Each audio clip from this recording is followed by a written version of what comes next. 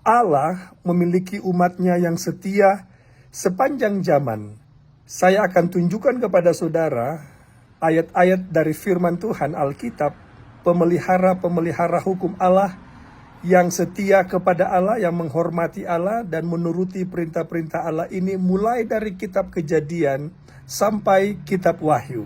Perhatikan ayat-ayat berikut ini. Kejadian pasal 2 ayat 1 sampai 3.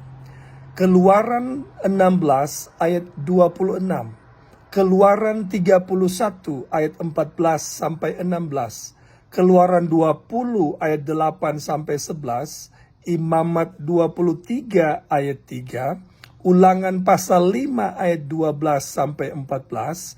2 Raja-Raja pasal 11 ayat 7 sampai 9. Nehemia 9 ayat 14, Nehemia 10 ayat 31, Yesaya 56 ayat 1 sampai 7, Yesaya 58 ayat 13 dan 14, Yesaya 66 ayat 22-23, Yeskiel pasal 20 ayat 12 dan 20, Yeskiel 22 ayat 26, Yeskiel 23 ayat 38, Matius 24 ayat 20, Markus pasal 2 ayat 27-28, Lukas pasal 4 ayat 16, Kisah pasal 13 ayat 13-14, diteruskan sampai ayat 42 dan 44, Kisah 16 ayat 13, Kisah 17 ayat 2,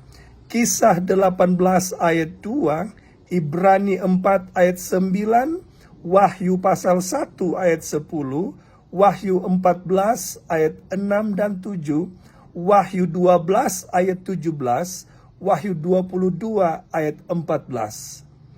Khusus untuk ayat-ayat di kitab Wahyu, benar tidak ada kata Sabat di sana, tapi ayat-ayat tersebut menunjukkan bahwa hukum Allah kekal, termasuk hukum yang keempat.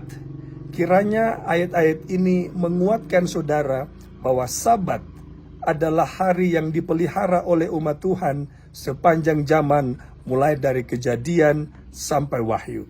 Tuhan memberkati saudara.